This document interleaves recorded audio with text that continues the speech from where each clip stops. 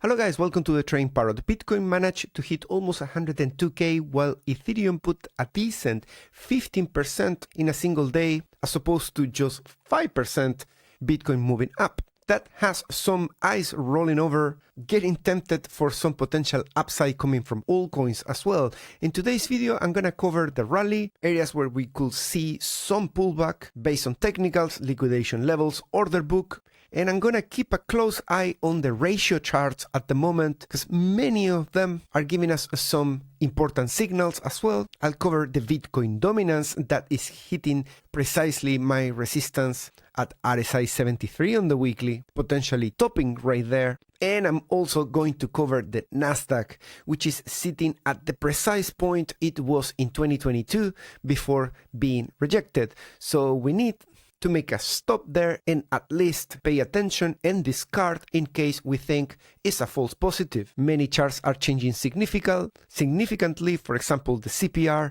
breakouts on the weekly. I have a lot to share on this recent move in the price action. We can use this video as well to celebrate. I'm not on a swing trade currently, but I am holding Bitcoin and a ton of Ethereum. So I have a big smile because my portfolio has seen some moves, some numbers that I haven't seen, let's say, in a couple of months. Guys, if you like this type of content, make sure to subscribe to the channel, hit the notification bell to get notified every time I put out one of these videos. Let's get 1,000 likes in this video and let's really strangle the YouTube algorithm to squeeze the most views that we can get and show the video to new people as well. So the question I continue to have is what's going on with retail? Why they don't get even bother to search on Google Bitcoin? It seems like no one is believing the rally. There is a huge disbelief going on and I don't blame them. This particular rally lack a lot of conviction from technicals and different indicators compared to the one in 2024, but it's definitely ticking one by one the boxes. Yes, there are still some bearish signals, but in 2024 there were also bearish signals going on all the time during the breakout. Let's see what the news are saying at the moment. Bitcoin price reclaims 100k for the first time since January. They talk about the dominance pushing up. They attribute the move to a combination of political, institutional, and macroeconomic factors. Interesting because this is the same source of the news that a couple of weeks ago were saying that it's absolutely impossible to break out. Some in the community link Bitcoin's latest bullish action to a potential trade deal between the US and the United Kingdom, which Trump hinted at in the Truth Social post on May 7. New bull cycle, Bitcoin returned to 100k hints at significant price move. Bitcoin's realized cap is beating records and has almost reached the 900 billion mark. The market is laying the foundation for a potential significant price breakout, a new analyst says. And the profit taken is not hindering the overall bull market rebound. We can see in here Glassnode pointing out that as the market approached the current local low of 74, more than 5 million Bitcoin were held in an underwater position. However, as the market recovery has taken place, this number has fallen to around 1.9. That means that 3 million Bitcoin are now back to being in profit, held by the owner. And the post doesn't say anything, but of course, the more people are in profits, it's considered an area of risk. I think still having 2 million Bitcoin underwater means that there's still some room for upside and not necessarily being in that heated area where we must correct. Notice that these signals act as something very delayed. They do not have an immediate effect. Ethereum is now extremely undervalued compared to BTC, the first time since 2019. Historically, this led to Ethereum outperforming. However, supply pressure, weak demand, and a flat activity could stall a rebound. And we're gonna cover a bunch of charts in today's video.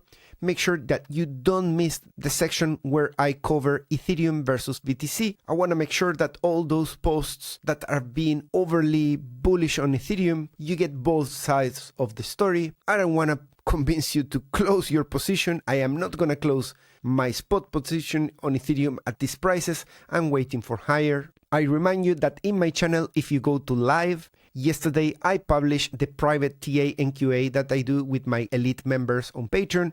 That's over 1 hour covering multiple altcoins one by one live, that has gone live public in my channel for free to anybody. I do that once a week, so you can join the sessions by joining the Patreon, or you can watch the video for free from the channel the day after. Something very interesting in here is pointed out by Darkfost. He's using a source that I never heard about. It's called Alfractal, and is showing the leverage traders' sentiment. And here is what calls my attention, particularly because a few days ago I was in a short at 97.5 and 97. If you missed the memo, I ended up closing at 96.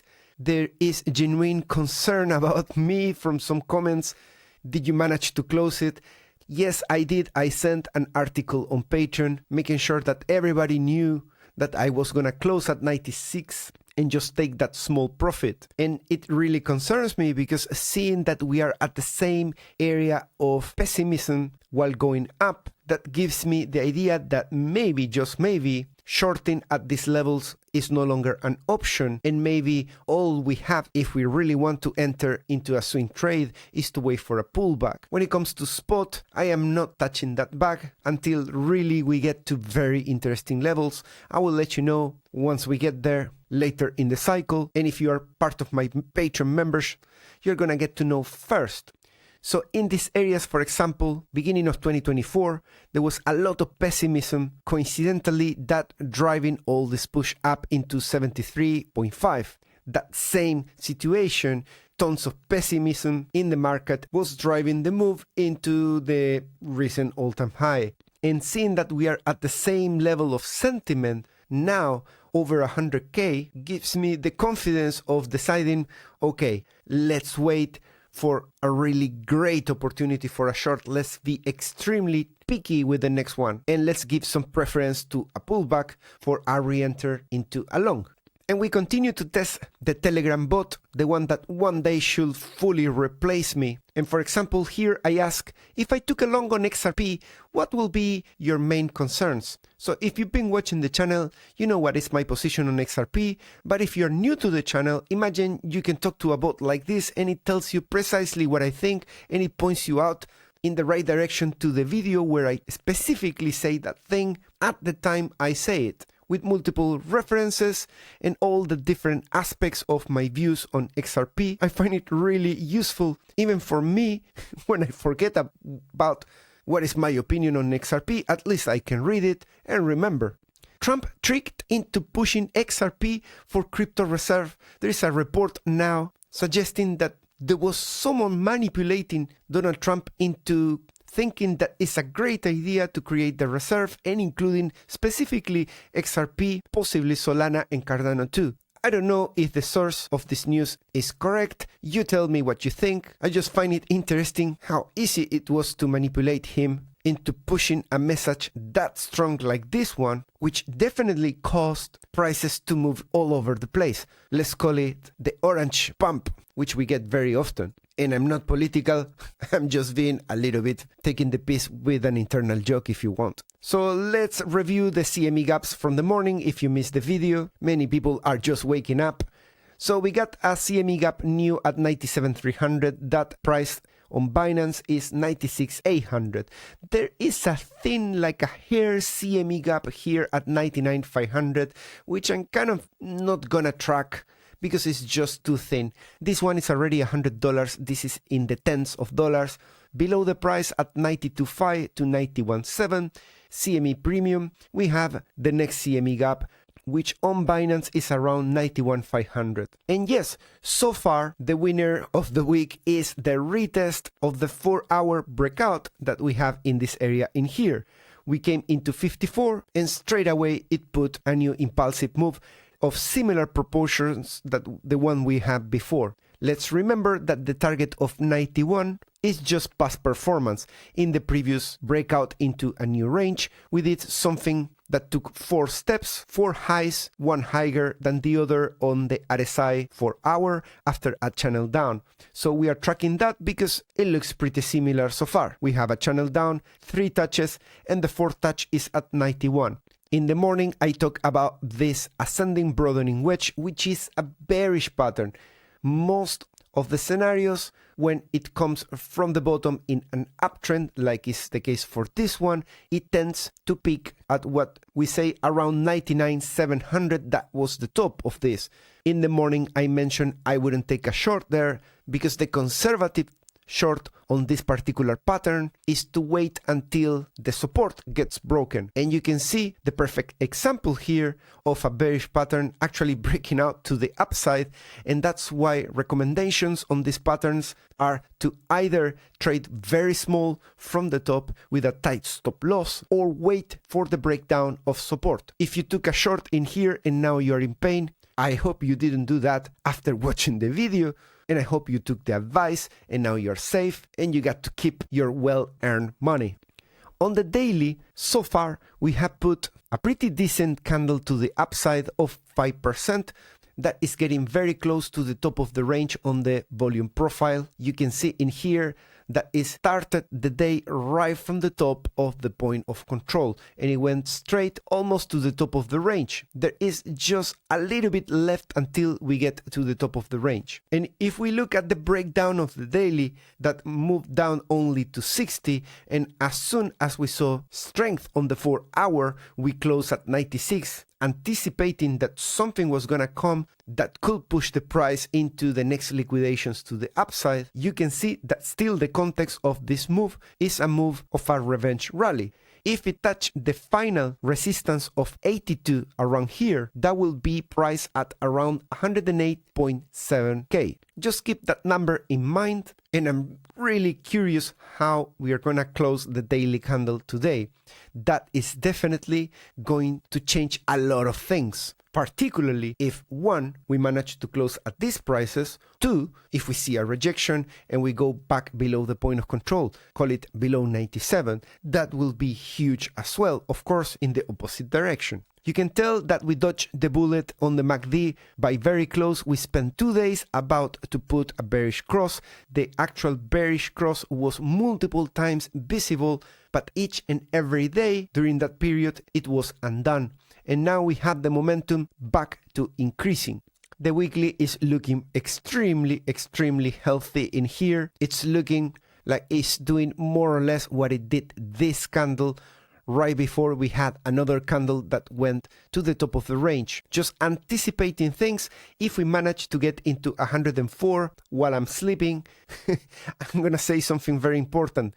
We are not allowed to go beyond 104 on the weekly basis and close again another week to the upside if we want to enter into price discovery, exploration, breakout, all-time highs, and all of that. What we need to do is after the breakout to retest it and put candle bodies, closes, all of that above 104.4. Wicks above it are really damaging the look of this move up. And of course, we do not want to see double tops with large wicks to the upside. Just getting a lot ahead of myself is not a forecast, it's just a preparation for what to look for if we saw ourselves in that situation.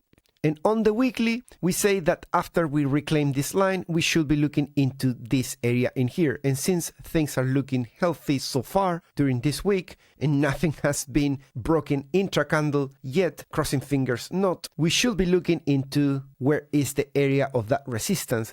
We called for 73 many days ago, and you can see that that is priced here around 121k. There is also this neckline with the same target, so we have a confluence of the double bottom, the larger double bottom that is with the neck at 93, and at the same time the RSIs. Those are just targets, not forecasts. It's how high we can get based on the current momentum that we are seeing.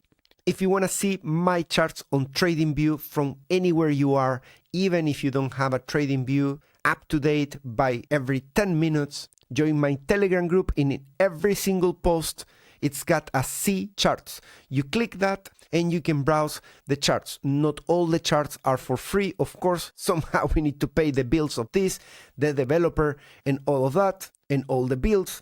So if you want to get access to this product and see all the lines I do updated by the minute, get a pro subscription from my Patreon page. The link is in the description. Yeah, and as I mentioned, the CPR is touching the first resistance. This is where we are finding ourselves. I was expecting that we are going to touch the pivots, but part of my decision of exiting at 96, my last swing trade, was based on the fact that I saw strong support in here, and on the 4-hour reclaiming certain critical areas. I'm not gonna go into too much detail, but I thought maybe either we are not gonna touch the pivots this month or we're gonna touch them later. If we don't touch the pivots, that is a key signal that we are entering into an impulsive wave that happens precisely during those periods. For example, in here, we didn't touch the pivots and we carry on 1, 2, 3, 4 months just pushing higher. So if I'm in a swing trade and I see that there is strength, that they don't want to let the price go into the pivots, I step aside. After all, I'm not stupid. And on the monthly, some things are changing. For the first time, we are seeing in here a bullish cross on the stochastic RSI monthly.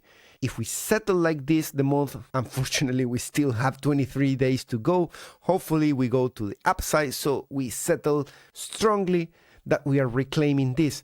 A reminder, the previous cycle we went all the way to the 20s and we put a bull cross that lasted just a little bit, managed to push into 24, and that was the dead cat bounce into 69, the top of the previous all-time high. So if we are looking for something similar in here, we should be keeping an eye. And I released this version of Stochastic RSI for Patreon members. It's an old article that you're gonna have to search for. I don't even remember which one was it, but it contains the code of this specific one that if I give a price, I can forecast the moves of the Stochastic RSI. So that's what I'm gonna do in here. Let's say we close the month at 90K.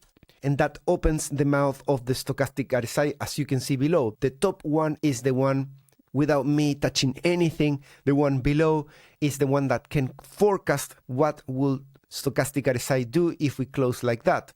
Of course, if we close at 150K, we're gonna get something like this in the Stochastic RSI, which is gonna look even better than what we did in 2021. Pretty cool that you can do that. I have the feeling that I didn't even code that. I gave the instructions to ChatGPT on how to make the changes, and it did it for me just in 5 minutes. I guess you can do it to MACD, RSI, and anything else. So just for the sake of healthiness check, long-term holders are not doing anything these days. They are just enjoying the ride. Big Well Explorer indicator is showing that we are back below the 1 ratio, which is very positive. There hasn't been any major distribution in this indicator.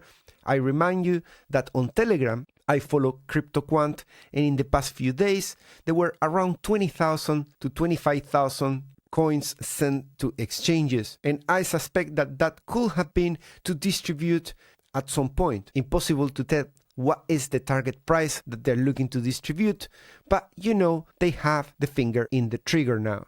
And Bitcoin spot ETF total cumulative flow now is at an all-time high, more or less at the same top that we had around mid-February, which is around 40.6, 40.5. At the moment is 40.7. I think there was a 40.780. That's the all-time high. So just a few more coins and we could be seeing an all-time high in the cumulative flows. We are in grid at 65 today. And we took all the liquidation in here. We are very, very close to the final target of the inverse head and shoulders, cap and handle, or if you don't see the pattern, doesn't matter. The height of the pattern gives you that target, which was around 101,867, and we did 101,677. We took the largest liquidity, this red in here. There's still some left over to get possibly even up until 104. That's liquidity of the short term. In the longer term, I'm gonna zoom in so we see the full detail of what's the picture. This is capturing liquidity pools from way before. It's using the daily time frame, and we can see that we are at the moment consuming this liquidity that ends more or less at 102. There are some spikes at 103. followed by 105, and then 108. And it is really the big fun once we get into 111.5. At that point, we have the highest liquidity anywhere in the full price range from 0 into infinite. Potentially, if we take this liquidity in here, if not enough shorts enter at around, let's say 140, 150, then 67 will take the lead. After that, we need to think up front what happens if we take this in preparation for a potential bear market incoming at some point in the future. I'm not saying when. And in the short term, the 1 month, you can see that we took all this chunk of liquidity that can be tracked up to 1 month. Of course, in trading different, we see a lot more. Below the price, we left untouched the 92.5, we left untouched the CME gaps, and there's plenty of fair value gaps below the price to have fun later. In the past 30 days, we can see that the highest level at the moment is 86, followed by 92.5, then 97.7, and then there is a decrease. Of course, we haven't been at these prices in more than 30 days. That's why there is no liquidity at the top. That doesn't mean that there aren't liquidation levels there. You just have to go to trading different and you're going to see a lot more. And we're going to do some forensic analysis of the order book at these important times. Bitcoin is over 100K, and you can see that at the top of the price, multiple times these degens have entered with huge leverage. These times of high leverage were at 97, we have a retracement. At 97.6, we have another retracement. In here, there has been almost no retracement. And entering an area like this could be a signal that we may enter into banana zone. Banana zone is where you have all the recipes, all the indicators telling you here we're going to stop. And on the other side, you see that you are in banana zone. So you might as well take a seat and wait, because it might take a lot longer to stop pushing higher if we enter into banana zone. When that happens, we need to look at the indicators and say, let's take a break and let's look at the big picture indicators. Let's stop looking at areas to zoom in the detail to find where we could be stopping. For example, the signal of very little longs in areas where we are still bearish or sideways. All these areas in here with very little longs were stopping the price. Not all the time, but most of the time. Indeed, the first all-time high was with areas of 37 of longs. And at the moment, we've been at 32, 33. Very little number of longs, too much leverage. So again, either banana zone, or if not banana zone, then it should stop here with those signals. We also can see that the ask has increased into 0.08. During the full move up from 93.7, we have never seen so many limit orders holding the price at this point. And the delta is a whopping 931K at the moment, putting the longs again in the higher risk. If you're new to the space and you don't know these indicators, I try to keep you up to date with all the different nuances. And when we were breaking out from 49 into 108, this delta crossed 1 million into, if I remember right, almost 2 million of delta, putting the longs at risk. And that didn't stop the price again, banana zone. Let's have a look at the order book before this video turns into 2-hour video. I'm gonna reduce here the percentile, and we have at the moment $75 million of resistance at 102. At 105K, we have 45 million, 110, 43 million, and 120, 56 million. Look at these people are starting to short already 120.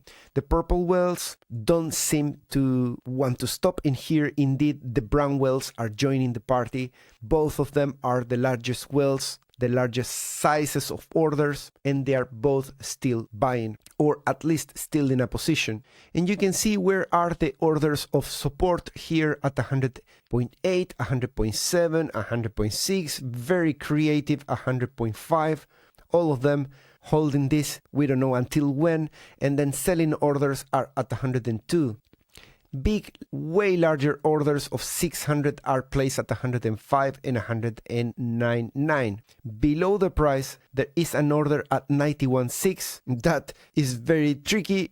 They're placing it right where we have the CME gap, if I remember right. And fair value gaps, there's been a complete shift of location of fair value gaps. You can see that just a month ago, it was all in the green, indicating that we can take so many fair value gaps to the upside. We have a vacuum in here that we took for, I think, 1 to 2 months. We talk about this vacuum, and we also talk about the vacuum below. We took both, first this one, and then we took this one. And I told you, the vacuum is going to take the price very fast. That's what we did. We went very fast into 93.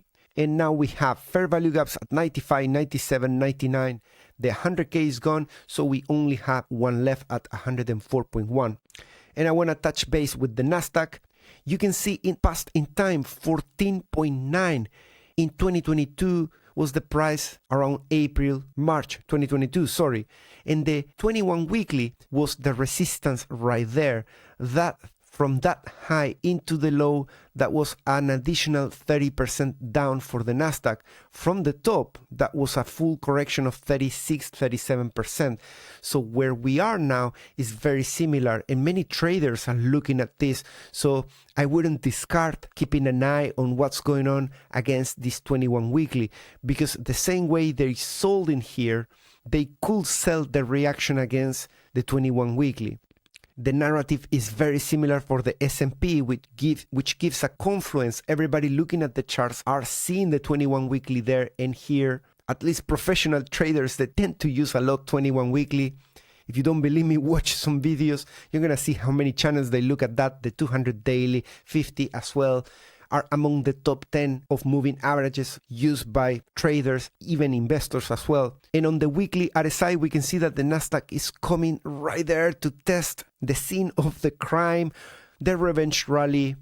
So I'm very curious what's gonna happen once this RSI touches that level of 53. At the moment, we are at 51, so just 2 more points that in confluence with hitting the 21 weekly.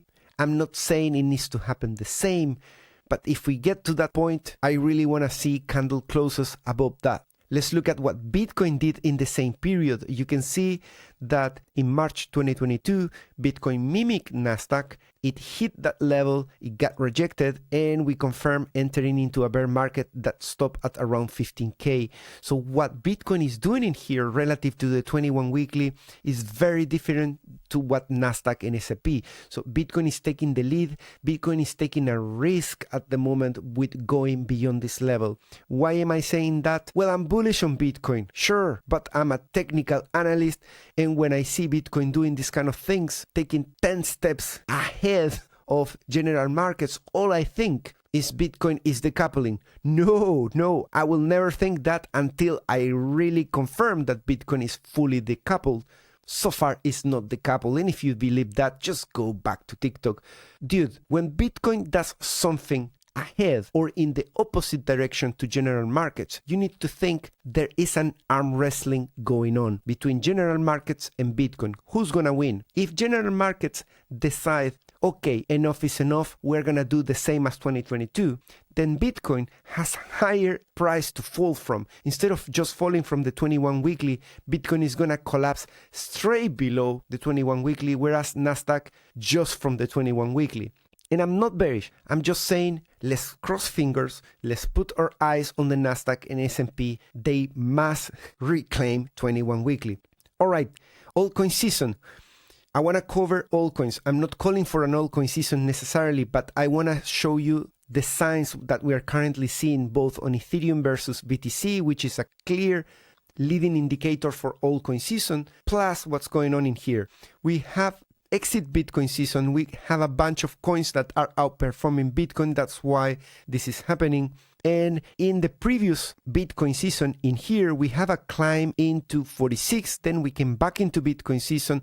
Then we spent a period around the 30s, 35s. And then we made the whole move into 90s. We spent 10 days into official altcoin season. That's not the time you buy, that's the time you sell. You buy around here at the lows. So that's why I want to make sure that you understand that we are entering signals that are similar to what we did around September, November. Of course, Bitcoin doing the price exploration and then rotating that into altcoins, that is what we want to see. But if you are already in a position and that plays out, you are much better than waiting for this to get to the top and start thinking, oh, wait a minute, what am I gonna buy? That is already too late in my opinion. USDT dominance versus total 3 dominance is showing that it's coming back inside the falling wedge, which is contrarian to what we did in 2022.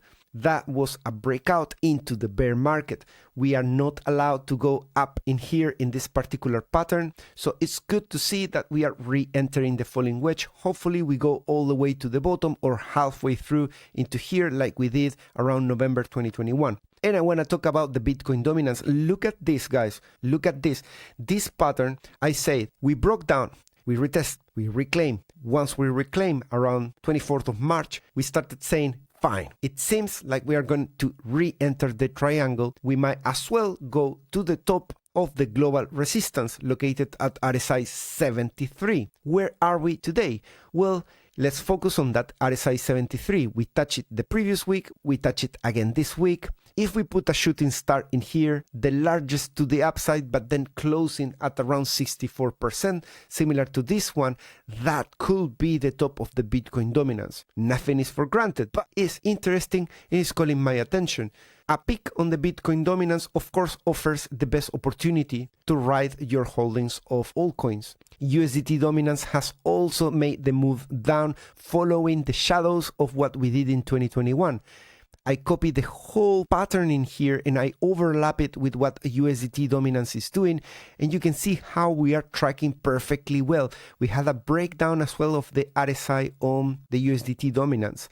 Notice as well that if we are forming this channel to the downside, at some point the USDT dominant needs to kick back up. There has to be swings up and down. It's not just down. Most of the time there is movement, oscillation. When it comes to the ratios, I want to keep an eye on this because, for example, Bitcoin against dollar index, it is currently about to put an all-time high in the ratio. If we look at the previous cycle, let's look at the two peaks, this peak of momentum, the second peak, the third peak. In here we have the first peak, the second, and the third are resembling the same shape. So I'm very curious what's going to happen from this point of view. Are we going to break down, break out, or are we going to hit resistance right there at 70, which is slightly higher? The ratio of BTC versus the VIX is showing a breakout around here. There's still upside to be had because in the previous cycle, you can tell that around March 2022, we reached almost by the dollar the top resistance of the descending channel once we were in a descending channel.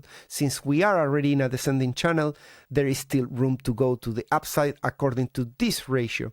Each individual chart of a ratio is going to have a different narrative. So it comes down to you putting together all the different signals, and the more confluence we get in here, we have to take some compromises when we interpret all these ratio charts, just like we did around here in September 2024. We had the breakouts on some of them. First it was just 2, then 3, then the other one was saying, no, we're not going anywhere. And at some point we have to take a compromise and say, okay, let's just go long. In here, you can see that there is the breakout against the Federal Reserve balance sheet, just like there was another breakout around October in 2024. RSI is supporting that. There is a double bottom as well. And the most interesting, in my opinion, is against the Nasdaq. You can see that each of the wave 1, 2, and 3 on this cycle have reached more or less the same high if we put these horizontal lines with this specific slope. Number 1, number 2, number 3. So number 4, if it was to stop, is going to stop somewhere around an all-time high. Particularly in the previous cycle, we can see that the 3 tops of the descending highs of the RSI entering into the bear market were almost at the same trend line, touching it just by a millimeter of difference. So if that's the case in this cycle as well, there's also upside to be had. And the last but not least, against the gold. How important is that? We broke down on the gold each cycle, and that was the end of the cycle. The exception to the rule is 2021, where we broke down and then we have a rally into revenge that lasts until October. At that point, we gave the kiss of death to the revenge rally, and then we enter into bear market. So as you can see, where are we here? We already broke down, okay? And we are rallying into resistance. So how can this rally survive? How can I be bullish still? There is a trick in here, because the RSI can pinch the resistance and continue to pinch the resistance. In the last cycle, we did that twice. One kiss, another kiss, the second one was the kiss of death, and down we went. So in here, we are about to get very close to give the first kiss. Can we survive that one and maybe get another kiss or a third kiss? Who knows? But the context is a revenge rally at the moment. Until when? Well, until we reclaim the white line. If we have the balls to do that and reclaim the white line, we are in a different, completely scenario. At that point, I'm going to be the first one to tell you, hey guys, we just reclaimed the white line. That is something really low likely. If you are holding along, you might as well hold it for a little bit longer. And as I promised, Ethereum versus Bitcoin. So people are now super excited with the move of Ethereum versus Bitcoin, but every time I get excited with the price action, oh, we crossed 2000 in the morning. Yeah, that's great. Awesome for my bags and everything. But against Bitcoin, the move that we are currently having, look at how ridiculous it looks. This is the bounce that we are currently celebrating against the achievements of Bitcoin. Just a move from 17 into 20. That's it. Okay, what do I have new?